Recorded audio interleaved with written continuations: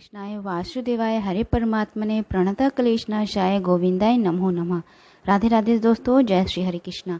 आज के इस वीडियो में कार्तिक मास के पावन पवित्र कथा अध्याय 7 का श्रवण करेंगे।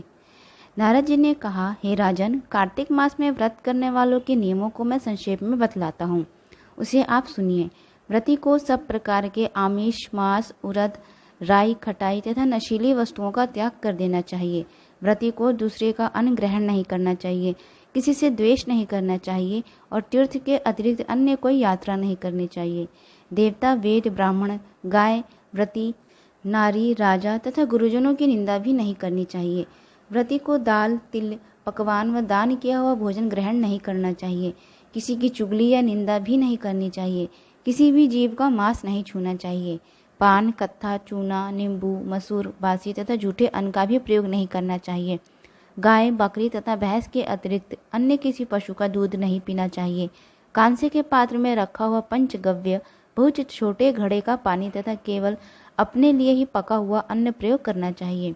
कार्तिक माह का व्रत करने वाले मनुष्य को सदैव ब्रह्मचर्य का पालन करना चाहिए। उसे धरती पर सोना चाहिए और दिन के चौथे पहर में केवल एक बार पत्तल में भोजन करना चाहिए। व्रती कार्तिक माह में केवल नरक चतुर्दशी, जिसे छोटी दिवाली भी कहा जाता है, के दिन ही शरीर में तेल लगा सकते हैं। कार्तिक माह में व्रत करने वाले मनुष्य को सिंघाड़ा, प्याज, मट्ठा, गाजर, मूली, काशी फल, लौकी, तरबूज इन वस्तुओं का प्रयोग बिल्कुल नहीं करना चाहिए। रजस्वला, चांडाल, पापी, मलेच्छ, पतित, व्रतहीन, ब्राह्मण द्रोही और नास्तिकों से बातचीत नहीं करनी चाहिए।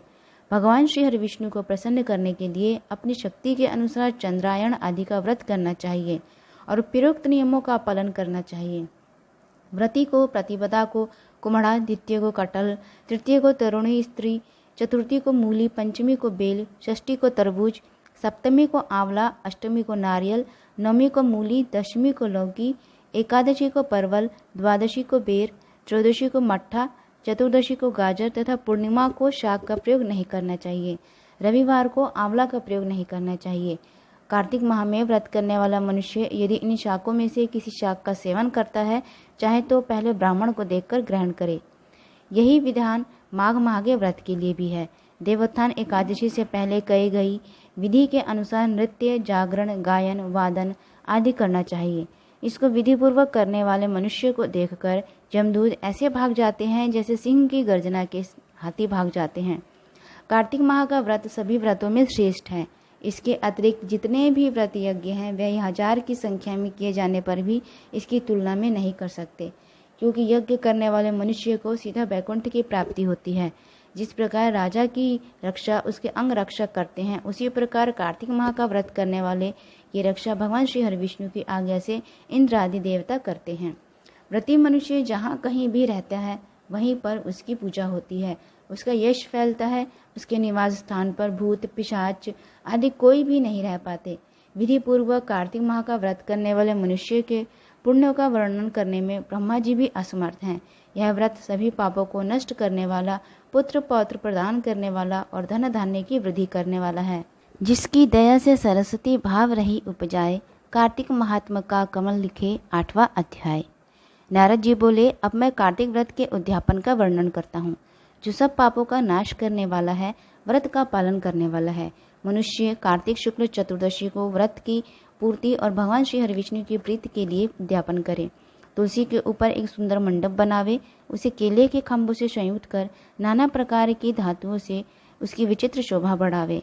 मंडप के चारों ओर दीपकों की श्रेणी सुंदर ढंग से सजाकर रखे। उस मंडप में सुंदर बंधनवार बनावे, 4 दरवाजे बनावे और उन्हें फूलों तथा चंवर से सुसज्जित करे। द्वारों पर पृथक पृथक मिट्टी के द्वारपाल बनाकर उनकी पूजा करें। उनके नाम इस प्रकार हैं: जय विजय, चंड प्रचंड, नंद सुनंदन, कुमुद और कुमुदाक्ष। उन्हें चारों दरवाजों पर 2-2 क्रम में स्थापित कर भक्तिपूर्वक पूजन करें। तुलसी की जड़ के समीप 4 रंगों से सुशोभित सर्वतोभद्र मंडल बनावे और उसके ऊपर पूर्ण पत्र तथा पंचरत्न से संयुक्त कलश की स्थापना करें। कलश के ऊपर शंख चक्र गदाधारी भगवान श्री हरि विष्णु का पूजन करें। भक्तिपूर्वक उस तिथि में उपवास करें तथा रात्रि में गीत, वाद्य, कीर्तन, मंगलमय आयोजनों के साथ जागरण करें। जो भगवान श्री हरिविष्णु के लिए जागरण करते समय भक्तिपूर्वक भगवत संबंधी पदों का गान करते हैं, वे सैकड़ों जन्मों की पाप राशि से मुक्त हो जाते हैं। जो मनुष्य भगवान के निमित्त जागरण करके रात्रि भर भगवान का कीर्तन करते हैं, उनको असंख्य गोदान का फल मिलता है। जो मनुष्य भगवान की मूर्ति के सामने नृत्य गान करते हैं, उनके अनेक जन्मों के एकत्रित पाप नष्ट हो जाते हैं। जो भगवान के सम्मुख बैठकर कीर्तन करते हैं और बंसी आदि बजाकर भगवत भक्तों को प्रसन्न करते हैं, भक्ति से रात्रि भर जागरण करते हैं, उन्हें करोड़ों तीर्थ करने का फल मिलता है। उसके बाद पूर्णमासी में एक पत्नीक ब्राह्मणों को निमंत्रित करें, प्रातःकाल स्नान और देव पूजन करके वेदी पर अग्नि की स्थापना करें और भगवान की प्रीति के लिए तिल और खीर की आहुति दें। होम की शेष विधि पूरी करके भक्तिपूर्वक ब्राह्मणों का पूजन करें, उन्हें यथाशक्ति दक्षिणा दें, फिर उनसे इस प्रकार क्षमा प्रार्थना करें। अब सब लोगों की अनुकंपा से मुझ पर भगवान सदैव प्रसन्न रहे। इस व्रत को करने से मेरे 7 जन्मों के किए हुए पाप नष्ट हो जाएं और मेरी संतान चिरंजीवी हो। इस पूजा के